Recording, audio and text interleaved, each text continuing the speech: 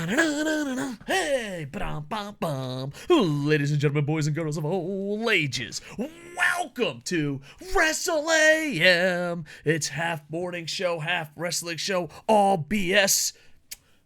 Kiss to the sky to boom boom. And we are joined by SidsLight. You can find him everywhere on social media at SidsLight. He does horror, he does video games, he does wrestling, he does everything. Sid, it's great to have you here for another episode of WrestleAM. What's up? All right, let's get into it. One time I was sick, this time Sid was sick, but you know what? If you have two guys, one from Army Infantry, one from Marine Corps Infantry with concussion problems, health is going to go up and down. But you can find us on YouTube, Kocosports, or anywhere that Podbean lets us put it. Thank you, Podbean. Like Spotify or Amazon. Oh, I thought you were going to keep going. I can't remember all of them. There were like 15. I just went for the big ones that I knew we were on already. Oh, Spotify. Look at us. Oh, look out, Joe Rogan. Still pending Apple. Apple, come on. What the hell, Steve Jobs? Come on. Who's the new Steve Jobs? Cook? I don't know. I don't keep track of the CEOs. Yeah, I'm not like you. Hashtag Susan. Hashtag I do pay attention to businesses way too much like a nerd. That's like one of my passions. I just follow like about business stuff way too much. Yeah, just imagine you sitting there with like a t-shirt for like the corporation and just been like watching the stocks and listening to the quarterly meetings. Yeah, let's go, Susan. The crazy part is I don't run my own stocks. So there's no reason for me to pay attention to this stuff anymore. You just like hearing about theirs. Yeah. I'm just like, hey, what's going on? I like go to talk to my stock people and I'm like, listen, I saw you watch some YouTube videos. Get the hell out of here and let us handle your money. All right. Win, loss, or tie. The good news is we get to talk about AEW Blood and Guts. Is this the last episode of our Ibushi watch? We started I think so. Oh, we love you, Ibushi. The Golden Now Lovers back together. Gotta go crazy. Oh, I'm super pumped up. All right, let's read the results. Feel free to give your opinion. FTW Championship, Jack Perry defeated Hook. It happened, man. The more I see these guys, the less I want to see. I understand Taz knows best, and I'm glad Taz is happy. You know, he's a hot-heated dude. But I'll be completely honest. I was a little disappointed this was the opening match. I was so disappointed this match even happens. Am I just a player-hating fool, or can you fucking defend this weird-ass match? No, I want to like Hook, but Jack Perry has killed any interest. And also, I'd like to raise a point. So, like, before the match, hold on. Before I even talk about the match, there was like that like video package promo for Jungle Boy, where he's dragging some woman's body because those are women's boots. He's dragging a woman. I lived in Texas. I've seen a lot of boots. Trust me, those are women's boots. They're dragging a body though. I feel like I'm a super nerd when it comes to sandwiches and certain styles of pro wrestling. Did we find your super nerd? Where you're like, yeah, listen, No, that's definitely women's boots. I love westerns. All right, understand. Go on. So they were women's boots. So here's my question: did he just kill off Anna JAS? I think that's his girl. Did he just kill her off in kayfabe? I don't know because he drug a woman to a grave and buried a woman at a grave, and then tried to look like he was really like torn about leaving her buried in that grave as he's getting into the limo. That was so stupid that I actually blanked it from my memory. I forgot that segment was so horrible. Well, here's my thing. Hook, very attractive. Taz, very short and angry. I'm just saying, if those were attractive boots, Taz's wife, Hook's mom, I'm just throwing it out there. I mean, the story's so stupid anyway. I saw someone on Twitter say that if Jack Perry was a man, he would have come out to the 90210 theme song. Oh yeah, that would be awesome. Oh, one of our indie wrestlers did that. Shane Swift did that, and it got crazy over. You don't Yeah, think it? but Jack Perry doing it, Oh, it would I be think insane. it's different. Yeah, yeah. Um, I don't know. Can we all just say that the whole thing was stupid and move on? Yeah. So, And apparently it's the fourth time in a row. So Brian Cage got given his title, and they changed titles at the same time of year. Um, Same thing with who was after Brian Cage before Hook? I think it was the guy that beat Ricky CM Punk. Starks. Yeah. Yeah, so it's Ricky Starks 1 year, Hook 1 year, and now Jack Perry has it, and could very well have it for 1 year. But so far, everyone's had it for 1 year. Now, listen, as a guy who pays attention to too much business news but doesn't have to, do you think it's in Taz's contract? Like, once a year, the title has to be defended? Maybe once a year he convinces Tony to do it.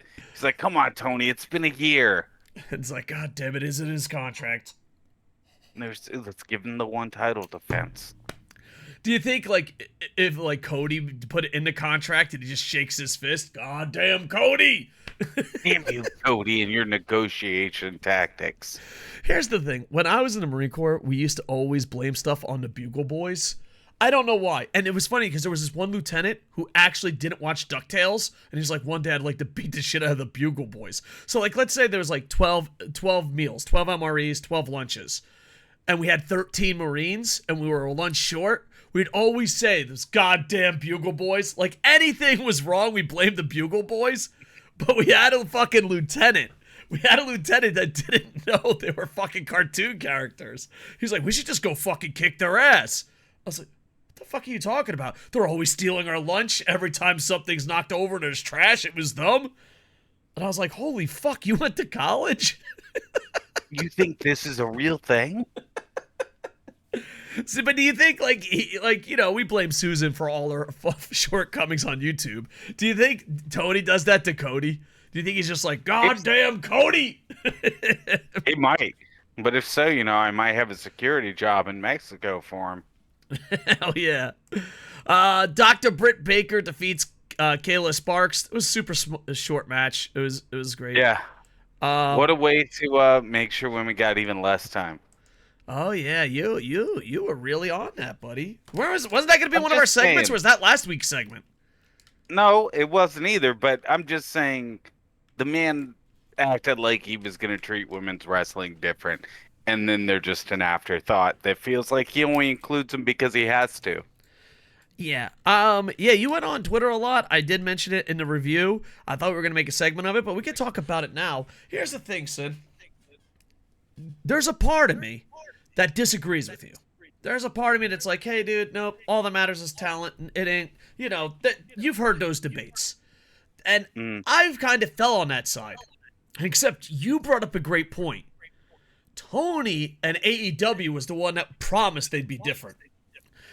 And since they brought up that point, in my opinion, they're kind of using females the same way WWE uses 6 kids. We'll talk about that later. The same way that people use different sexualities during a certain month. Like, if you promise something and don't deliver, and then you're kind of, I don't know, where I come from, a fucking liar. You're a liar. You're a big fat phony, Tony. Do you want to add anything else to that, sir? No, not really. The time that they've given the women's wrestling has been atrocious. I get Britt Baker having a squash to reestablish Britt, but it feels like it was a pointless inclusion into this show. Yeah, it And almost... considering they ran over at the end, I don't know that it was worth the inclusion of the squash match. Yeah, and I want to apologize. I woke up late, and I told Sid, we'll start the podcast as soon as the main event is over. That main event was long. That main event was long. I thought what stole the show, and I didn't expect it. I don't know. It stole. It was a lot of comedy. There's a lot of sports entertainment. Rant and Review tweeted out something that Collision is going to have more long matches, and then Dynamite's more sports entertainment. And I just throw in, as long as you bring back Rampage to having short title matches from around the world. A short AAA match, a short New Japan Never Open match. Oh, ho, ho, ho. I was Team Rampage for a long time, but they got off their path. And I'm not. listen. While we're on Team Rampage, QTV, what the fuck, man? You are the worst fucking thing on television. You go down to Triplemania. Disagree. The QTV segments are fucking atrocious. And what was with the singing one? I don't know if that was Rampage, Collision. All I remember is Pain. I think it was both. But here's the crazy part. QT Marshall goes down to Mexico against Pentagon and has one of the craziest fucking matches ever. Crazy. And I'm fucking Crazy. I don't get it. Like what? You could have done this the whole time? I know. Well, here's the thing too. I thought it was his hair.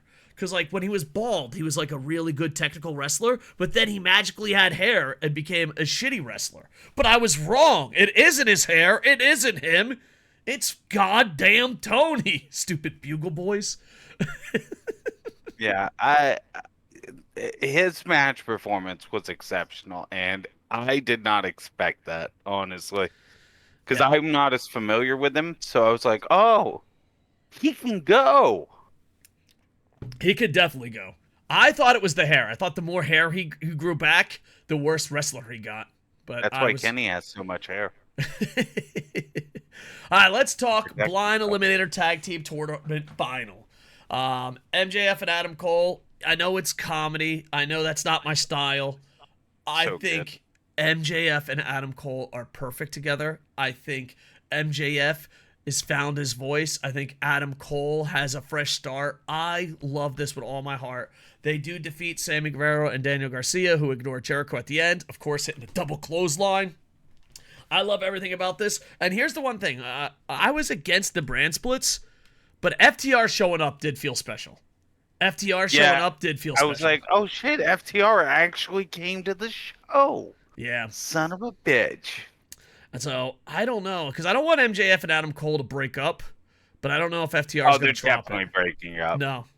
They're so perfect together. I love them. But come on, as that title belt moment, that was clearly intended to plant the seeds. And all that, but poor Roderick. Roderick. Oh, God. Poor Roderick. Poor Renee. It's like, not now, Renee. Holy damn. You walked over into her interview segment. I love Roderick Strong, but this is rough. This is rough.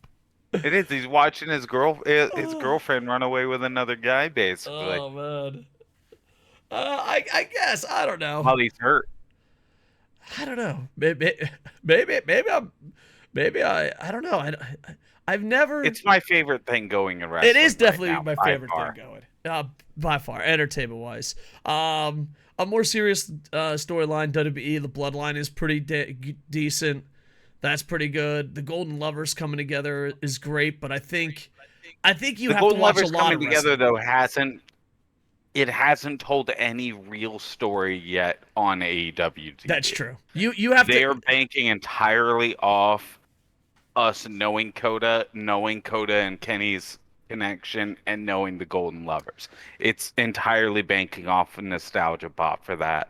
And I totally agree with that. And it feels like a comic book crossover event, but two great characters just joined the Avengers. But if you didn't read the other versions of the comics, it's not that big a deal. You know what I mean? But if you've read, the comics in DDT, or not comics, you've seen the matches in DDT, you've seen the matches in New Japan, you are going fucking crazy. But the rest of the world hasn't seen that yet. So I'm hoping that they do something good with that. But yeah, overall, Blind Eliminator Tag Tournament, the whole idea was stupid, but if it brought MJF and Adam Cole together, it was great. And I just they've been the only part of the tournament that's really stood out to me that much. I could get the Sammy and Garcia? Daniel Garcia thing. Yeah, I get it, like building them up, but I don't really care. I guess because I don't care about Jericho's faction as a whole.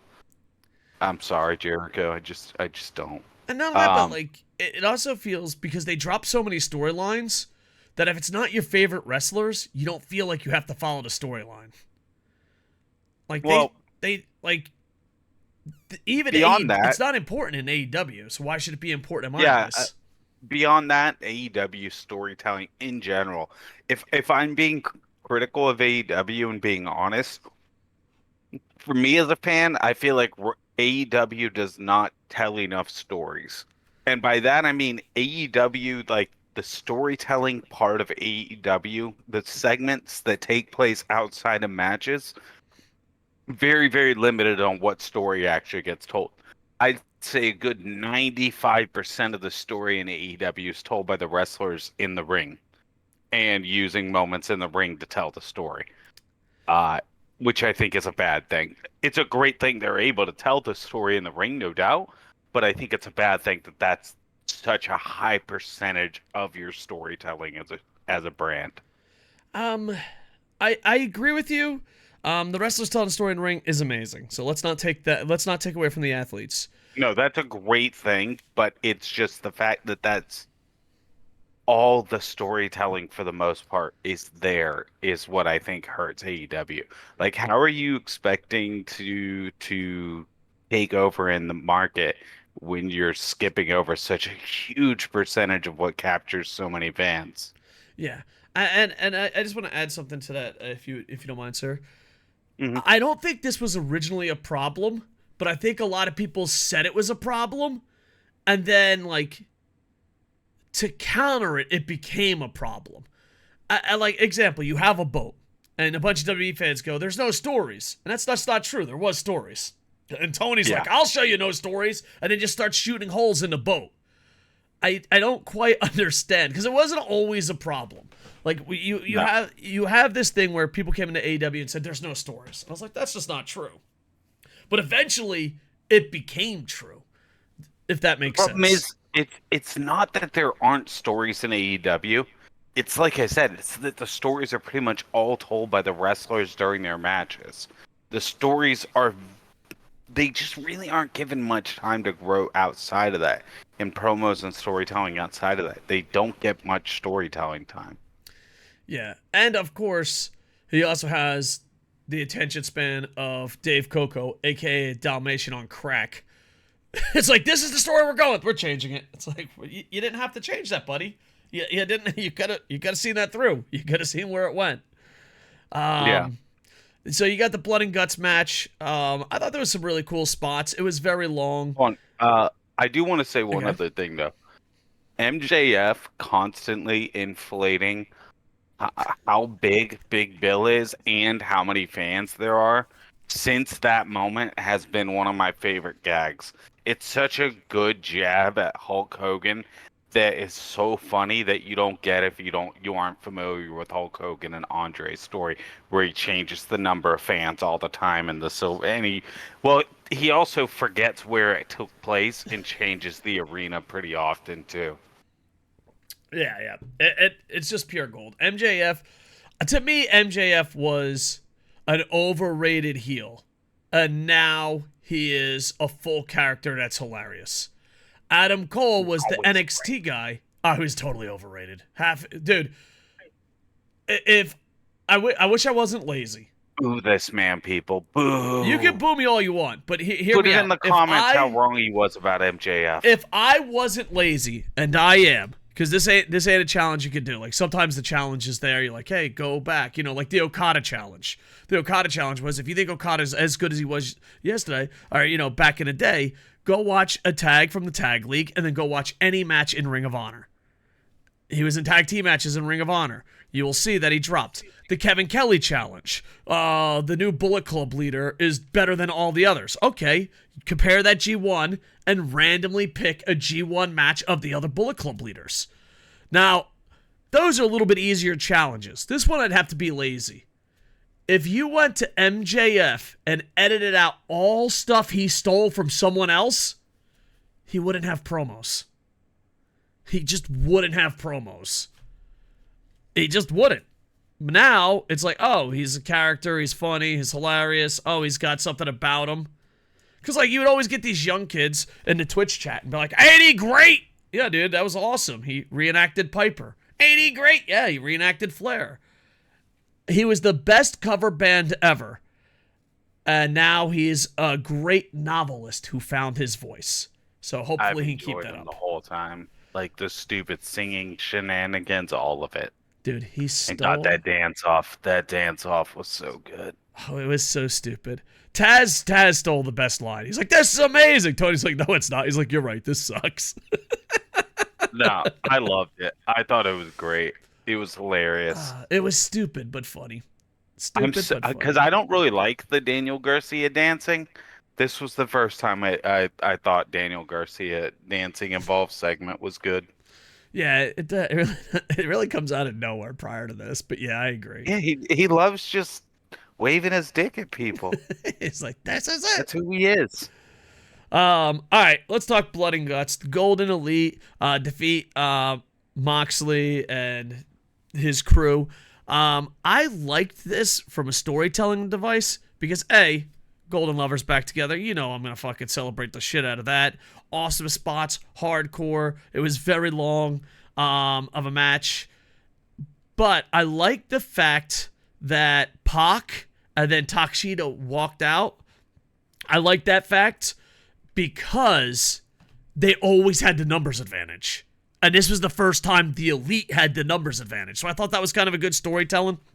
I also like the fact that Moxley was the one that gave up because he was chained and couldn't do anything.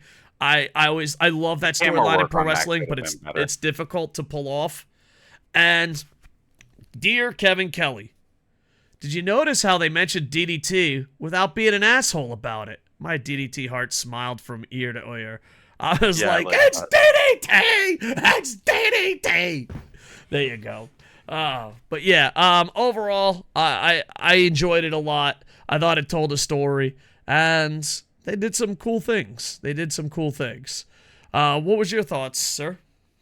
I thought it was a fun spot fest, but I didn't care for the end. Okay, got it. Yeah, that I storyline's think hard to tell two off. people. Well, I think two people leaving the match for a match that's supposed to be sealed in the cage just seems really stupid. Like, I get that he went and he got bolt cutters from under the ring, but like, why? Why are those under the ring to begin with in a match where you're sealing people in the cage? It's just pretty convenient. It's convenient. Um, No, they shouldn't have been allowed to leave the damn cage. I am a former cameraman. I thought the camera work was rough at times. It was. It was rough. In fact, it kind of fucked up the ending. Yeah, it definitely fucked up the ending. You didn't really get to see John Moxley agonizing over the decision to surrender. It looked like the ref just kind of said, "Fuck it, it's over." Yeah, yeah, you're 100% right. Also, if it was in New Japan or WWE, they would definitely focus on the Golden Lovers talking to each other. Like we just saw it on the corner of the Oh, yeah. eyes. And there was a lot of moves where like the cameramen and the editors didn't know where to go. And now, in defense of AEW, this is a very hard match to cut and do live and all that. Yeah. But also, New Japan and WWE would have definitely nailed it out of the park. Possibly TNA and Impact, but I know WWE would have definitely nailed it, and New Japan would have definitely nailed it. So I enjoyed it, but I think Blood and Guts is the kind of match that belongs only on a pay-per-view. Commercials really, really kill that match. yeah, and I had the international Like, feed, and it was still off. well, some of the commercial breaks, like where they went small and stuff like that, were like during. Okay, so to me, when I think of like a Rumble style match or any elimination chamber, blood and guts, any kind of match where you're slowly adding people, to me at least, that person who's coming in, it's always kind of like a highlight moment of them as a wrestler when they first get in. It's always like 30 seconds to a minute of them getting in good offense and looking good as, they enter the match and make an impact. And I was just disappointed by it. I felt like Wheeler Yuta they just went to the small picture like as soon as he got in the ring. And there were a couple different points where it just seemed like you didn't really get to enjoy those people's offense as they came in, which I think should have been one of the most important keys to the early part of the match. And advantage of the international fan base, when you go picture in picture, nothing changes except the commentary is a lot more funnier and laid back. So we got to see a lot of that stuff. So Okay. we were very lucky for international audience because it never went picture in picture, and I could be wrong. I have to rewatch it, but I don't remember it going to a commercial break during the main event. It did. I don't know, for you guys it did. I don't think it did for the international Okay. audience. Yeah, it went to I think two that were just full commercial, not even picture in picture. So advantage international audience. I could be wrong. I know picture in picture, we never go picture in picture. We just stay full screen and hear the commentary. Oh, that's pretty nice. And then we never. I could be mistaken. I don't have the best memory, but I do not remember going to commercial. I remember you guys going to commercial, but I don't remember us going to commercial as far as the international audience goes. So I will. go ahead, sir. My only real big gripe with the match is just it's not even a gripe because it's just a choice of which would have been better. I would have popped. I get they saved Kota for the end, gave him the real entrance on the apron after having everyone enter through the crowd. That was cool. Give him his entrance. I feel like it would have been way cooler though if when Kenny was getting 1v2'd at the start of the match, if Kota had been number 2. And you just gave us just a little bit of Golden Lovers in the tag team match. Yeah. For just a little bit. I think it would have been great. I'm just going to play. I agree. I'm only going to play devil's advocate, though. How much would you have not given a shit about the next few members? That's true. you would have fast forward that shit faster than anything. Like, all right, let's get to the 5-on-5. So, yeah. But overall, I enjoyed it. Some aspects I liked, and the camera work has to get better. All right. Let's end it on win-loss or tie, and then we're going to go to the next segment. What's your win-loss tie, sir? Weak win. Week win. I'm going to give it a win. Not a perfect, but there you go. All right, next segment. Bam! CM Punk. That's your boy. We were having a debate if CM Punk is the heel or face. And I said he is so effing delusional. He thinks he's the face. And I was not convinced. And thanks to Collision, he really thinks he's the face in this story. He thinks he's the good guy. I thought he was a heel for sure. I thought he was a heel for sure. I was like, that's a heel promo, right? Like, he's playing heel to the smart fans, right? This is what he's doing, right? I don't know. It's not. I just think he's so into himself that he doesn't realize it. And here's the thing. I love CM Punk. I think he's an asshole, but you could still love an asshole. How come everyone started thinking they're dads? But you can be in love with that. He's an asshole. I love him. But he did something good. He did something horrible, and he's still a heel. He did put over the young guy at the Owen Hart Invitational, which I thought was huge. Mm-hmm. But that match was fucking god-awful. It was not a good match. No. CM Punk either is rusty or he can't go anymore. I don't know if he's rusty. I just don't think he can go anymore. I don't think he can go anymore either. I think that's it. And I think he's so popular. Tony paid him so much money. Tony loves him so much. And we might have to suffer. And they're going to have to find a way to hide him. FTR can still go, so maybe they'll just keep putting him in 6-man tags. Because here's the thing: if you're following, that's what I think we're going to see a lot of is hiding his weaknesses. Yeah, if you follow the breadcrumbs, there's a good chance that one of the paths they might take is heel MJF versus face CM Punk, and that is going to be a fucking train wreck. That is going to be a train wreck. If I was MJF, I would do whatever I can Jake Lee style, to turn that arc to go against Adam Cole. Maybe that's why he wants to turn on Adam Cole so much. He's like, bro, I'm sorry, I don't man. know how you send anyone who doesn't have.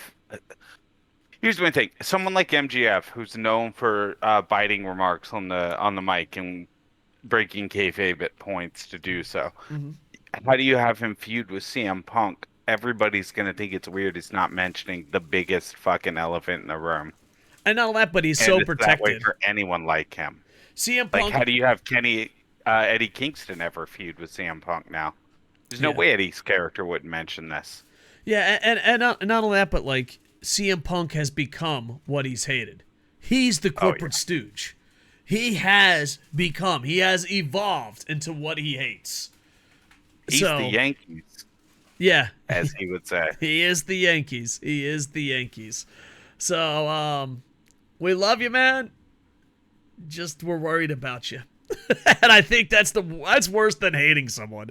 I honestly think CM Punk would rather us go, we fucking hate you, boo, than us go, we love you, man, but we're fucking worried beyond belief. I don't know. If you were CM Punk, which one would you find more insulting? I think you'd rather go full force they attack you. You know what I mean? Because you could play off that. Yeah, you could defend that. You could be like, oh, they just hate me. They're just angry. Yeah. But meanwhile, we're like, no, we fucking absolutely love you. Please stop. For the love of God. Please stop. I'm having flashbacks talking tonight, though. So, I don't know where this goes. Unless, do you think there's a heel that can carry him? Because the heel can't be able to use... He can't break kayfabe. So who's a strong enough heel? That's the problem to me is like, if you have someone who's not gonna break kayfabe and mention that at all, it limits so many of your good heels. And not that, but you gotta find a heel that you can't break kayfabe while this motherfucker's going around telling me when I'm telling lies. Yeah, while he's breaking kayfabe the entire time. Yeah. I love you, but you're a piece of shit. That's where I think it's rough. I don't know how they go with this. I think CM Punk is going to be a really, really interesting thing to watch over the next month or two. Yeah. Well, all we give a shit is you have good matches, and that's what scares me the most. I don't see it coming. I would like more story. Just saying. Yeah. I was talking about CM Punk individually. Oh, okay. I mean, I think CM Punk has all story, no matches. CM Punk is the opposite. Now. Yeah. So hopefully he can do something special. Hopefully he can get it going. Kind of a great story so far. And not that, but like Samoa Joe ended the feud for that. Samoa Joe ended the feud and you knew the outcome for the Samoa Joe match the entire time. Here's the thing, though. At least Tony and Samoa Joe's never lost to him before. Oh, so he's losing. Yeah. WWE did the same thing with Roman Reigns, but still, yeah. CM Punk. Listen, all is forgiven. Just have good matches. CM Punk turns around. Well, you fucking don't love me. When am I telling lies? We do love you. You just can't have good matches. I said, when am I telling lies? I stand by he stole that line anyways. Yeah. Everybody's been memeing Bobby Fish, where's the lie, so hard online. Since he made that comment. Tell me when I'm lying is the same fucking line. And not all that, but which you're past. Bit from Bobby Fish in TNA. Which you're past, you kind of don't bring that up. You know what I mean? Like, if someone says, hey, dude, you did this horrible thing, maybe you don't bring it up to You know what I mean? You think. You have to have a pretty good, clean track record to pull this off without looking like an idiot. And then have a giant corporation protect you? Oh, Punk, what happened to you, man? What fucking happened to you? Speaking of what happened to, Don Callis goes down to Mexico. Triplemania 31 was a lot of fun. Please check out Kenny Omega's match in the main event, and of course QT Marshall. But afterwards, Don Callis and Takashita, this DDT ace, attacked him, saying that no matter where you go, I'll be here. And then I thought it was a security guard, but according to the internet, Melts and the internet, no, it wasn't a security guard. This was just a fan. So he just saw some bald guy kicking Kenny, and he's like, time to activate Captain Mexico. Bam, ba-da-da, dun, dun, dun, dun, dun, dun. They keep kayfabe alive down there. Dude, all I know is when security or the fans don't know it's at work, I find so much entertainment in that. And rumor has it he got hurt and had to go. No, that's not a good 1-2 punch on the lines. I find it so much entertaining when he got hurt. But yeah, it was crazy, dude. They just attacked him afterwards. And I thought it was a security guard because the dude was all dressed in black. You know what I mean? It's like, all right. No, he was just on a hot date. He's like, do you think he's like, dear Susan, I'll be right back. I gotta save Kenny. He probably saw him and was like, who's this bald loser kicking Kenny? He's like, I'll stop you. Don't you dare do that to Kenny. Oh, man. Like, it's kind of like, what was it? Was it ECW or was it WWE? But there was like a hardcore match and the security guard wasn't wise to it. So he was like really holding back the wrestlers like hardcore. Oh, I don't know. I think it was like New Jack or Sandman. It was like someone that was famous for hardcore matches, and they were just having a hardcore match, and the security guard like thought it was legit. So he's like trying to hold him down, and like the guy's like, to be fair, maybe New Jack thought it was legit. That's probably He's true. holding back New Jack. That's probably true. Keeping kayfabe alive. Keeping kayfabe New Jack, alive. it's just wrestling, New Jack. Break out of it, New Jack. They're just wrestling. It's just wrestling, New Jack. He's like, I'm gonna kill SidsLight. Oh man. But yeah. I found it to be entertaining. If you haven't checked out Triplemania, do it. It's a little too late to do a review. But if you're like, QT Marshall's a piece of shit because all you see him is on QTV, you're right. But he's actually a really good wrestler. And he had a great match against Pentagon. And Kenny Omega had a, I would say, fun match. It wasn't like the Will Ospreay classics, but it was a lot of fun. It could have been a classic, but it was still entertaining and fun to watch. And not only that, but how unlucky is Don Callis? First, he gets busted open the hard way in a promo. Now he gets attacked by a fan. All I know is people are beating that carny piece of shit. And it's just, yeah, so, oh man, hopefully he'll be okay, and it'll be interesting to see where his storyline is. I think him and Jericho, him and Takashita, 10 out of 10. Him and Jericho, I'm like, why? You're the same person. I don't know. Yeah, I don't get the Jericho thing, but I also am honest enough to admit I'm pretty sour on Jericho. Yeah, he's one of the legends, but it's rough. It's rough, you know? But here's the thing.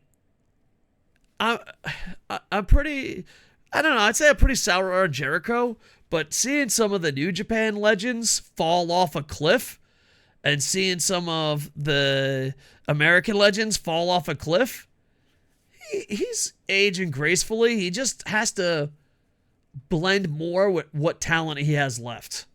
Like, in his head, he thinks he's still the undisputed champion. In his head, he thinks in his head, he thinks he's still the fucking lion tamer. This motherfucker thinks he's fresh in Japan right now with the way he thinks he wrestles. We love you, Jericho. Don Callis, good luck. Don Callis is like 1960s wrestling, but just with bad luck. I love how much of a carny piece of shit Don Callis is. I love Don Callis. I'm starting to like him a lot, too. He's such a good heel. I hate that son of a bitch. But him with Takashita makes sense. Him with Jericho is like, I don't know. It's kind of like CM Punk and Heyman. Like, yeah, it's cool, but it didn't have to happen. Like, you know, managers should be there with people that can't speak that well or don't know the language. I don't know, man. I can't wait for Jericho to potentially be attached to yet another young up-and-coming wrestler and to suck off his fucking popularity to keep himself going like some sort of vulture vampire. And one guy who refused to do that is Brian Pillman Jr. Brian Pillman Jr., his father, legendary, tried it out for AEW. I don't know, I would say a decent run, but just got lost in the shuffle. And it would be interesting. What's that? I am sounding real negative today, All right, man. You're a little especially for cranky. my old moniker of Positive Petey. Yeah, I feel like I think I we switched. I think I'm the more positive. I'm like, hey, dude, go yeah, on. I listen. I never thought he was that good. I thought he was just mediocre. Yeah, that's a fair thing. His tag team was okay on Dark, but once they got in on Dynamite, it was a absolute shit show. And this man got exposed almost immediately on the mic and in the ring. Listen, I agree with everything you say, but I'm just not that type of negative person that would attack someone. Yeah, okay.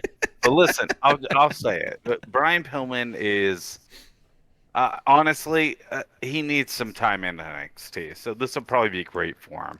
Yeah, yeah, and WWE loves the family. I mean, FCW Hmm. was literally a family reunion. And all that, but I think can we say he was average? Can we agree he was average with Yeah, not much of yeah, a potential? he was average, but they tried to treat him like he was his dad, and he's not there, man. Yeah, yeah. So hopefully he goes to WWE personal, PC, and he'll hopefully rebound, and we'll see some Brian Pillman Jr. up And in. maybe he'll even get to face off against the greatest NXT champion of all time, Are you talking about what's his name? Dominic. Yeah, Dom Dom. That would be kind of cool. I don't know. Like greatest I feel NXT bad champion because of all time. how do you feel about Dom Dom? I was actually gonna do a segment I on it, love but Dom Dom. I don't have a strong enough opinion. Like I hang out on the Kocosports Twitch chat. I hang out on that cool stream twitch.tv/Kocosports. And the internet infantry, they're always saying he's a piece of shit. He's great. HBK sings his praises. HBK-O-Matic, who has a podcast, he's like, "Whoa! Dudes If with this was attitude. Goldberg," and he's been singing his praises for a while. I just think I don't know. I have no strong opinion on him, but I'm glad he's getting over as a heel. I don't think he's a great wrestler, but if I you're also super don't think over, he's a great wrestler, but God, he is funny as a heel.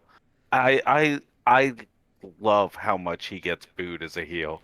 I know, and it's a good boo too. It's not like they're hijacking the show. They're We they're a debated part of it the show. before. Yeah. I don't know. Brian Pillman Jr. and him, that wouldn't be bad. I don't know. I We'll don't see. think Brian Pillman Jr. Deserves to interact with him yet.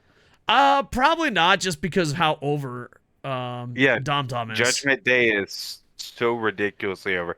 Like, we're older. We don't really understand as much how over Rhea and Dom are on social media. It's crazy how much TikTok loves them and Twitter loves her. Oh, that's awesome. And I'm Like so they are proud of him. stupid over. They're casual people who aren't wrestling fans who know who Rhea Ripley is, and Oh, that's that's awesome. nuts. Yeah. That's really good. And Vince would love that shit. Um, Well, I don't know if he'd love it because it's from them getting themselves over on oh TikTok, yeah, yeah, yeah. so he might hate it. He'd say, "Goddamn Zack Ryder." Yeah, he probably also hates that she used to be a blonde. Oh yeah, Why'd we yeah. get rid of her blonde hair? It's I crazy. wanted tall Charlotte. Here's my thing. Do you think we'll have to do a preview for it probably next week, or coming up? There's so many events this month with the G1, N1, AEW, Mania. WWE. Yeah, so much going down. Um, do you think they would have the balls to put it on Finn Balor, Prince Devitt? Mm, the main championship? Yeah. Well, not Romans, but the second main. That's yeah, yeah. I think they're going to because I don't think Finn Balor is staying in Judgment Day. And it would make sense, yeah. I mean, WWE's been stated, like people have been quoted saying that WWE's planning to basically have Judgment Day fill the void that Bloodline leaves when Bloodline is no longer the main storyline, and they've been transitioning for that. And they've been setting the storyline up for Damian Priest and Finn Balor to feud. Yeah. So Is him it winning it and then Damian having the briefcase, I think would be really entertaining storytelling. Is it safe to say that Brian Pillman Jr. isn't over? This was a segment, and we forgot what we were talking about. Yeah, I could have told you that before we even started. I don't give a shit about Brian Pillman. I think I did say it actually. Yeah, I don't care about Brian Pillman. Well, Junior, come on, let's not Oh insult yeah, the Brian legend. Pillman Jr. Sorry, yeah. The greatest negotiator of all time was great. Yeah. I wish you nothing but improvement. I think that's a good way to say it. All right, Yeah, let's I go. hope he becomes awesome. I really do. I Speaking hope of everybody becomes speaking awesome. of someone that's awesome, bum, ba-da-dum. My favorite part about John Cena segments, is people when you title it, you're like the editor, so you title it, and then people think I said that, and they're like, "Yeah, Coco, I see you love John Cena. I'm glad you came aboard." And I'm like, "I didn't title the video." Nah, you did. He titles all of them, folks. All right, well, Paul Heyman wasn't enough to spread propaganda. We have John Cena. John Cena did not want cameras at Make-A-Wish visits. I'm not doing it to have people say that I'm a great guy, am I? Okay, you are completely fucking doing that. John, if you're strong, independent, look at that. Look at that fucking fatigued. Hey, guys, you ever wonder what it looks like when you get off a cycle and you don't get off it easily? Oh, no. Allegedly. I don't know. I think this is horrible. I think it's been horrible. I've been banging this drum forever. And now when he has to go feel real reporters in Hollywood and his Hollywood friends go, yeah, what you're kind of doing is shit. Now he's like, Paul, say something. I'll say something. So he was on it. He's like, I never wanted to. I'm going to say I was a great guy. That's what you totally did. 110%. That's what you did. And here's the thing, No, Cena. I think he was just doing good things for people, and the damn press made it all about him. I don't think that at all. Not one Yeah, the fucking bit. stupid press making it all about John Cena when he just wanted to help the kids. Yeah, It. I don't believe, because even in This guy, superhero Marine John Cena, would never lead us astray. no, never. He's a great guy. My favorite thing about Twitch is people always bring up John Cena, so we just make up stories. And here's the fucked up part: some of the stories we make up are more better than the fucking stories he's making up. Is he joining Infinity? It is no, not yet. I wouldn't be surprised. We'll see tomorrow on Kocosports.tv or Twitch.tv Kocosports. I don't know. I've said this for a while, and I just think it's because pro wrestling fans are very corporate and very loving and all that, where now he's going to meet real people, and the Hollywood people are fucking strict as fuck and will call you out on your shit. And now he's changing his tune. He's just like, oh yeah, the stuff Coco says? Holy shit, a lot of reporters are saying that. Let me change that around. Let me be a little bit different. Dude, you just tripled in size. Are you on the John Cena program? For those watching the audio. More of the window.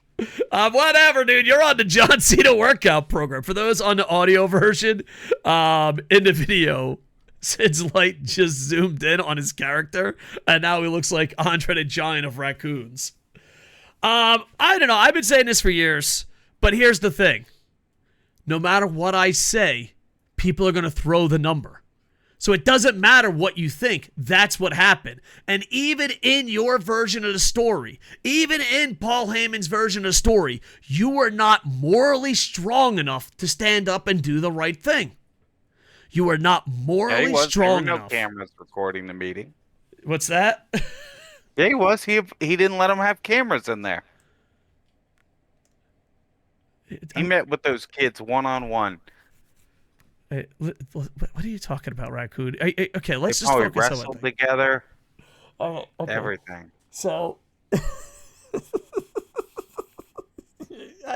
you know what? Number big. I'm wrong. John Cena, greatest wrestler of all time. No, it's weird. Propaganda does work, though. Like, look how many people say that. Why everybody I mean, look at Saudi Arabia. Propaganda works perfectly. Like crazy. Yeah. F1, golf, WWE. Listen, John, I know, you know, not everyone knows, but the Hollywood media is a lot tougher than the wrestling media. You're a piece of shit. Just turn around now. It's not too late to be a genuine person. It is not too late to be a genuine person. John, never give up. Hustle, also, John, loyal, respect. Become the remember, fucking cartoon character you pretended to be while hiding behind big number good.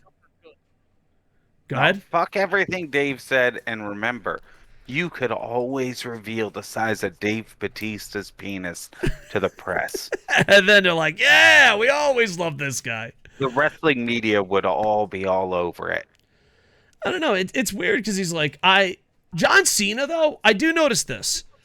John Cena hates the person he was. This interview, literally hates who he was. The time he said, He was a carny piece of shit. And on top of that, he also hates, because like in his promos, he's insulting the young guys, but he's also insulting who he was.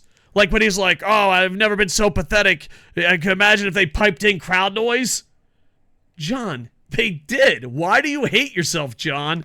You can't see me. Crowd noise for John Cena. Does you can't see me? You looked into a fucking mirror and realized you're a piece of shit? Big number good.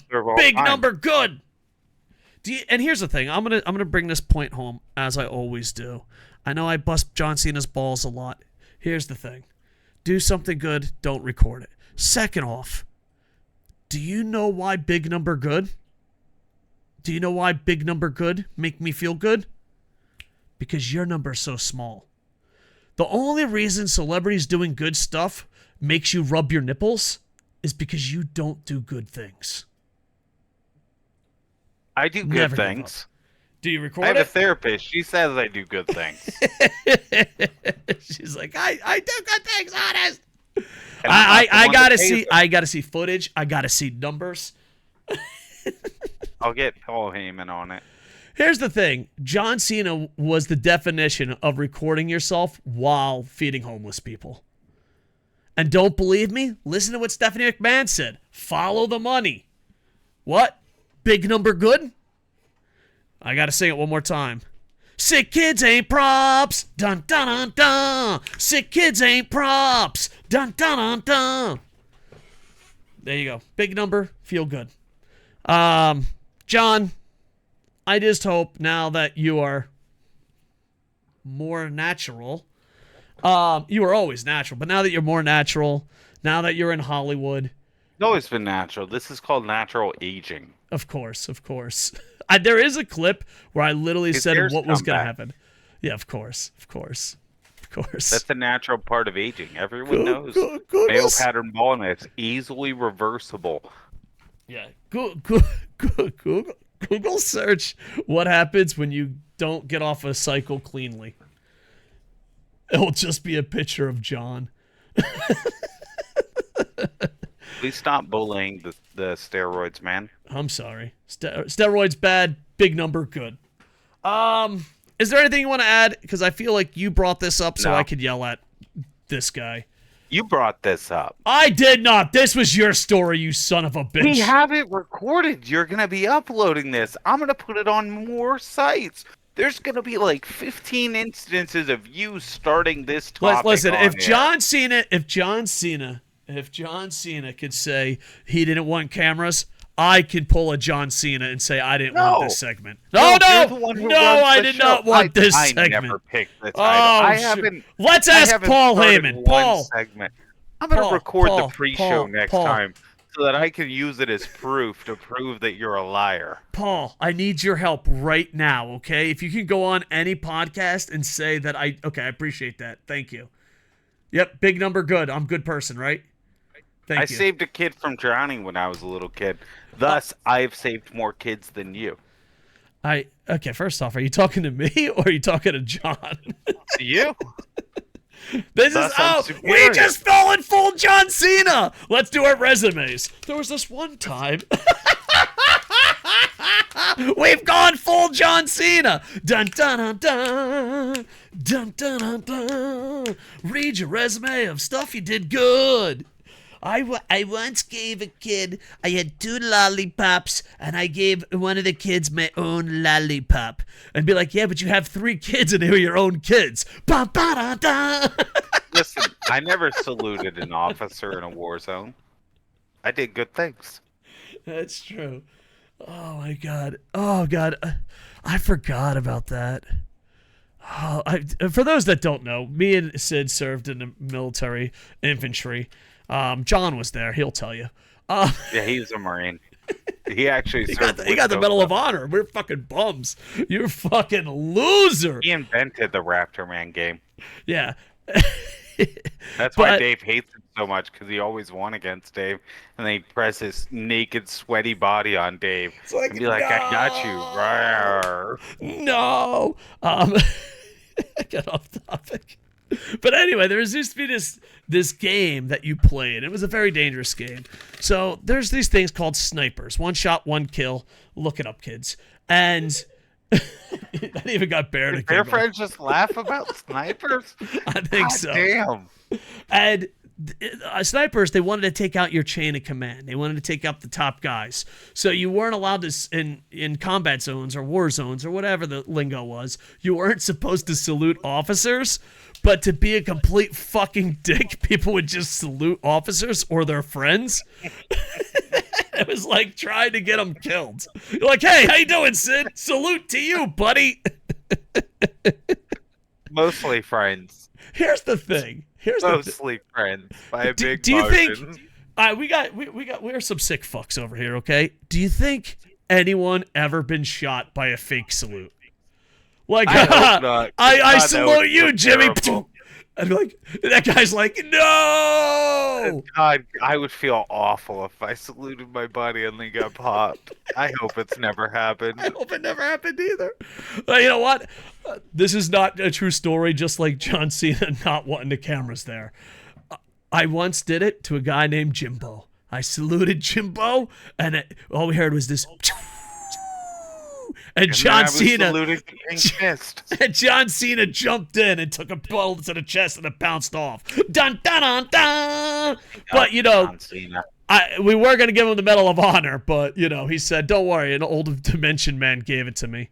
I still miss that segment. It's my favorite segment of all time. Should we offer a cash reward to find the segment? There's a segment on Monday Night Raw. Would have found it by now. There's a segment on Monday Night Raw. Me and Sid reviewed it, and we laughed for about an hour. John Cena was talking about how he got the Medal of Honor from a military guy, and it got so much backlash that I think it's edited out. So if anyone could find the day John Cena got the Medal of Honor, I would fucking pay you top dollar. Top dollar. It was special, but it's almost like the Berenstein Bears thing now, where I feel like no one else saw it except us. I know. All right. Pop quiz. Did anyone see John Cena, the episode of Raw where he said he got the Medal of Honor? Because it really backfired. Like, everyone was pissed. And they're like, all right, let's just drop this storyline. I think there was a guy in the hospital, and he's like, what you do is so brave, or something like that. And he's like, I respect you, and thank you for everything you do. And then gave him it. He got issued that in a war zone. Oh, my God. Oh, he definitely did. After saving Next topic. After saving Jimbo. All right, let's salute John Cena. Hopefully he's not in a war zone. And let's go to the next topic. Salute. My hands don't work. Speaking of Hollywood superstars like John Cena, this is going to be related to wrestling. It's taking over the Hollywood thing. Writers and actors are going on strike. Now, I can solve this problem. If you wrote Guardians of the Galaxy 3, you get all the money. If you wrote She-Hulk, you get none of the money. Problem solved. We're back to work, right? Actually, the strike is already, in a way, come up with a pretty clever solution. They allowed, like, A24 and a few other indie projects. They basically okayed them and okayed for people to work on them. because those studios and the indie people agreed to follow the new rules that they want to implement. Oh, that's So cool. basically, they're willing to end the strike for people who are willing to work by the new terms they want. Ooh, that is very And it clever. is very smart. And I think it's going to play out really big. Yeah. I Because good. it opens up the whole world of indie movies, all that, to it, which means passion projects galore. Yeah. That means we'll actually see some good goddamn movies. I like that. I like that a lot. I did not know that. But, of course, this is WrestleAM, not Hollywood AM. If the writer's strike and the actor's strike take forever, WWE's coming up on a contract. AEW's coming up on a TV contract. Mhm. I just found out Impact doesn't have a TV contract. How are Doesn't they have making one. money? How are they making money? Andy Paps, look in their Pondering. books. There's no fucking way they're making profit. Oh, by the way, Impact. We'll say that for the next segment. Yeah. So all these people, MLW, NWA, New Japan, possibly Ring of Honor. If this strike lasts a long time, WWE and we'll say pro wrestling and sports entertainment are not part of these unions. They can totally cash in on this. ESPN is cutting everyone. They can cash in on this big time. Especially because I think of all of them, AEW might be in the best position because the executives for WB 100% have to keep NBA in mind with a lot of their things. And the NBA has been positioned to a way it seems like there's going to end up being a lockout or a strike within the next year or two with the way things have been going over the last few years with the NBA. So you have the writer's strike happening and then potentially an NBA strike on the horizon or player lockout on the horizon by the ownership. Um, I think that just really, really, really sets AEW up in great territory for negotiating and getting a good deal. Get ready for more AEW and WWE shows because if sports and Hollywood go on strike, Vince McMahon's like, this is why I fucked over everybody for this moment. Yeah. But yeah, I don't know if the wrestlers will get paid, but the wrestling companies Probably will not. be making bank beyond belief. Beyond belief. So, I don't know, do you think Vince and Tony Khan's out there and be like, I heard fucking Mickey Mouse say suck on his balls. He goes to Mickey Mouse, he's like, you won't let them fucking starve. Do you think like that? Oh, so there you go. So Hollywood loses, but let's be honest. What percentage do you think is Hollywood is good right now? I'm saying like maybe 10%. No, it's way more than that. You think so? Yeah. I think that people are overly critical because the problem is most people only digest whatever is at the forefront of advertising. So mostly you're That's just true. seeing like whatever the Hollywood meta is that they get stuck in for like these are the kind of movies we want to make. Like for instance, superhero movies pretty much being the vast majority of movies. Or if you're older, you'll remember where horror before horror largely died out in theaters, Mm-hmm. horror used to go through cycles. Like we had zombies. Zombies were huge for years, Oh yeah. and then they died. And then it was vampires. Vampires were huge for years. We were getting non-horror movies, horror movies for vampires. We got John Carpenter vampire movie. We had Dracula movies. It was nuts. We had so many. They were even doing action movies like Blade and Underworld for it. And that's a pretty common trend. And I think right now, if you're in the habit of only digesting what is really heavily advertised, that yeah, Hollywood's in a rut. But if you're going out and you're watching like indie movies, foreign films, um, A24 flicks, there's some really stellar movies that get made. All right, great point. And I just want to say something when it comes to these movies. I don't think there's superhero fatigue. I just think bad writers start taking over franchises.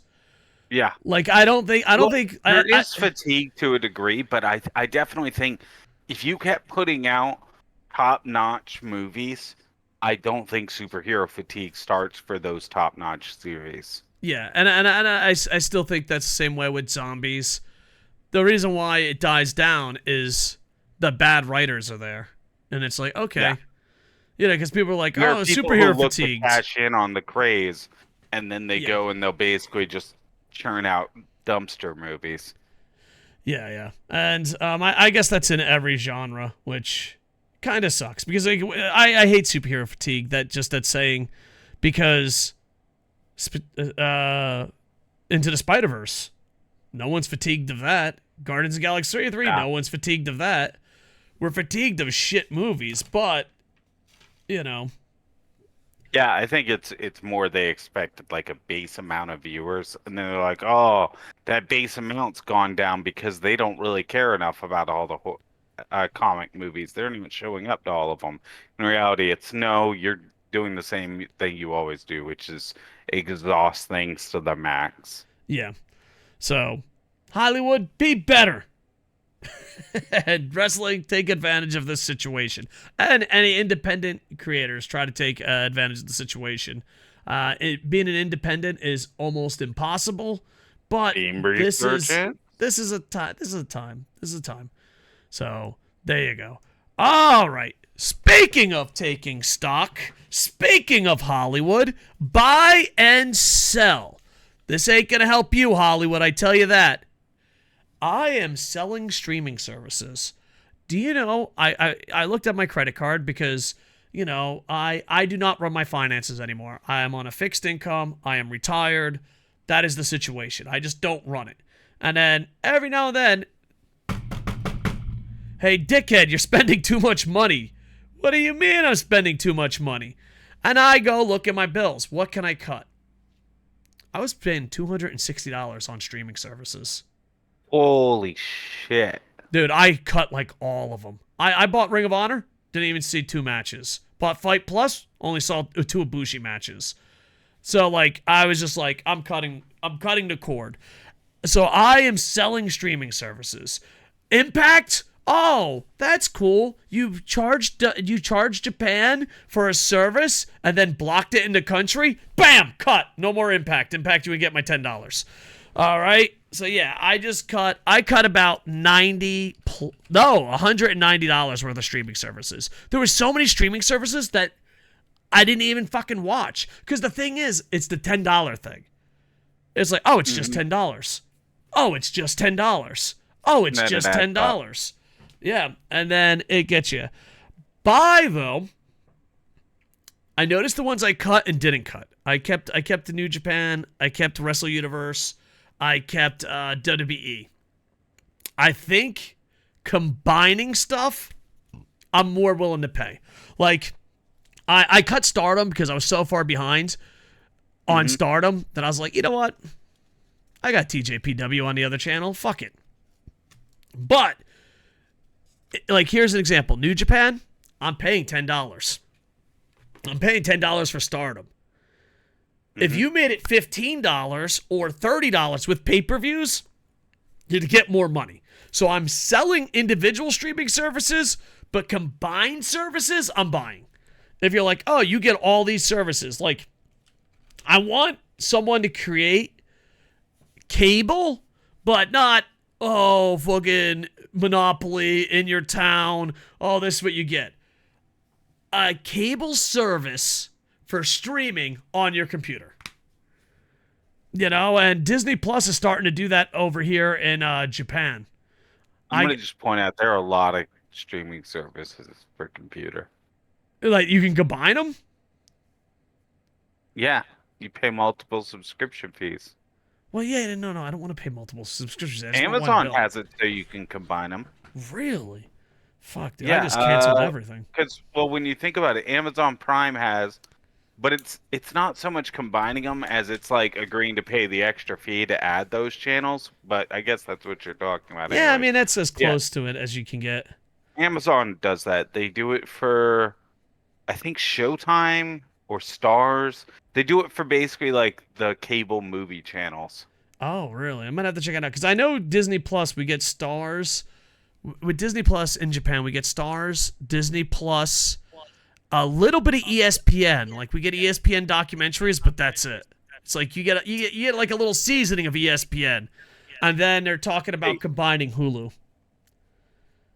So, because there's a million wrestling companies, and it's hard to keep up with them. So I'm like, New Japan, Noah, AEW, that's going to be my cornerstone with WWE pay-per-views, and then I'll re-expand. But it got to the point where I was like, oh my God, I'm 8 months behind on this product. But I've been paying my bill every week, you know? There's just so much of it out there. So much.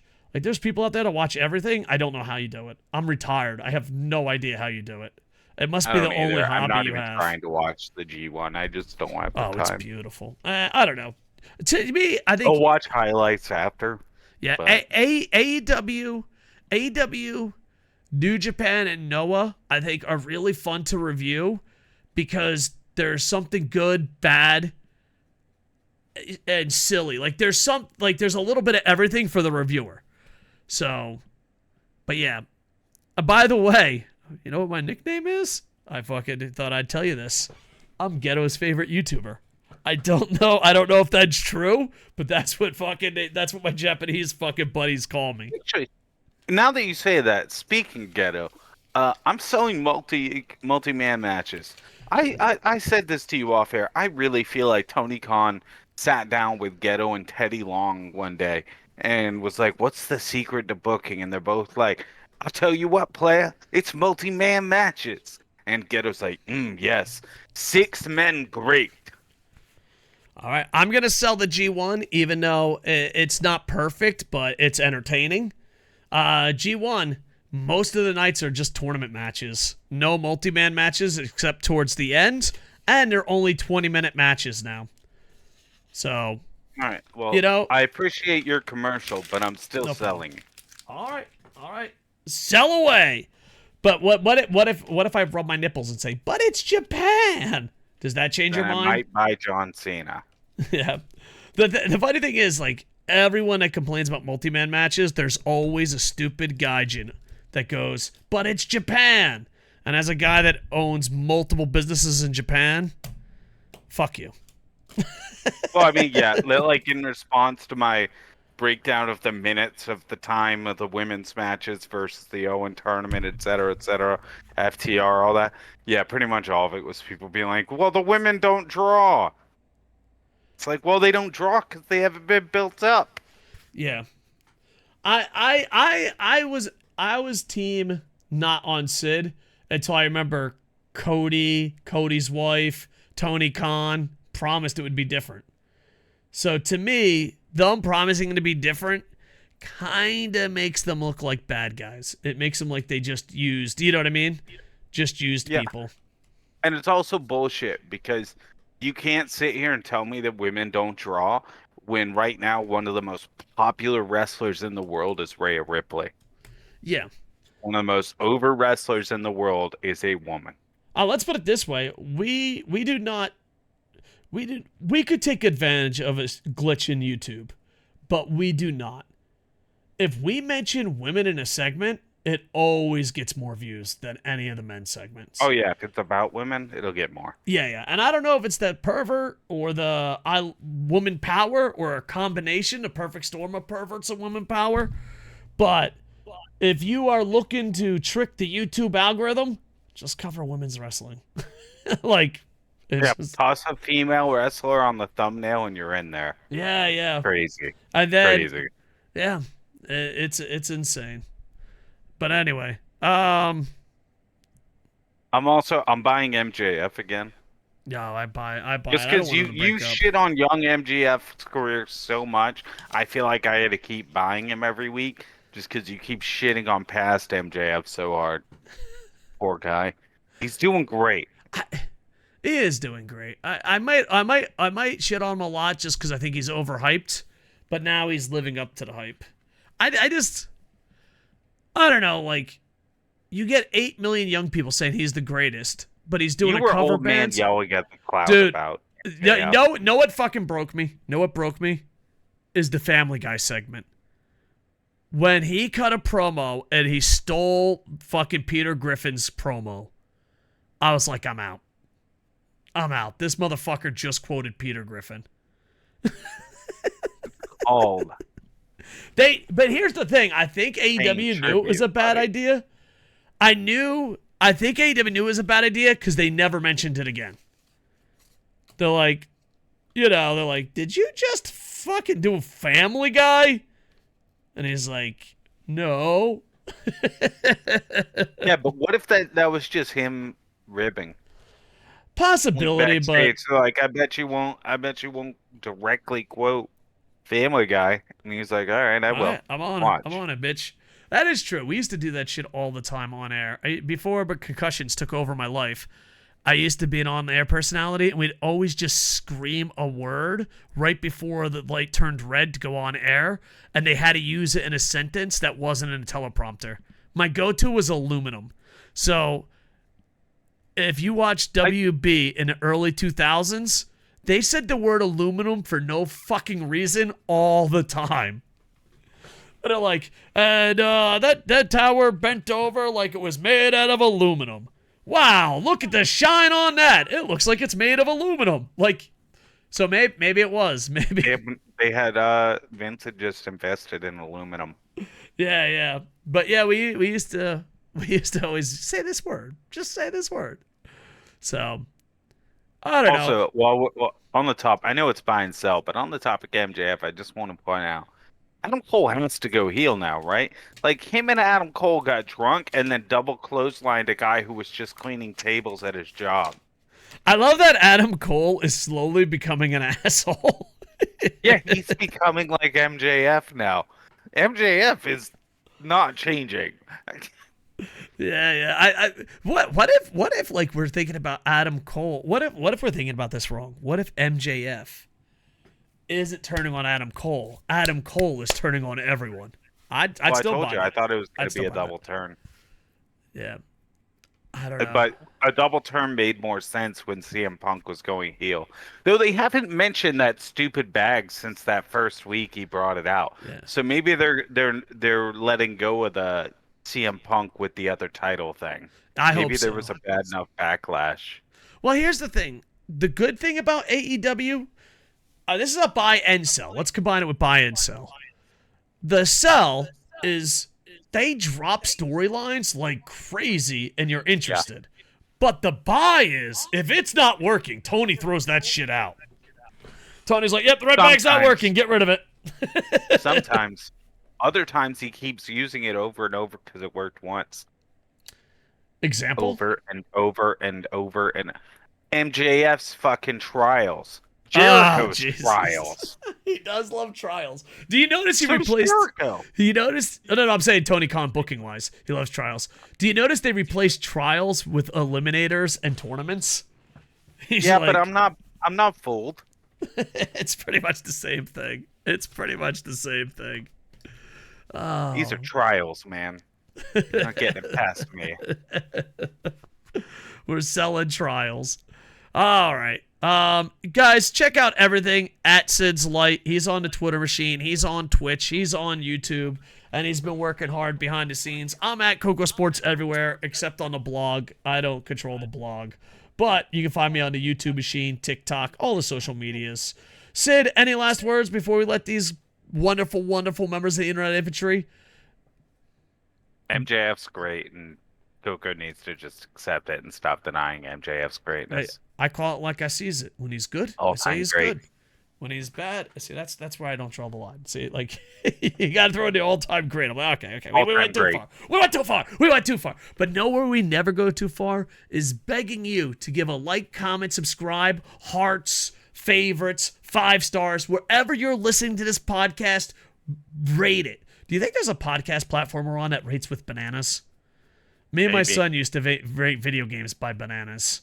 I miss those days. It was like, how many bananas do you give it? And it was like a banana scale out of 10.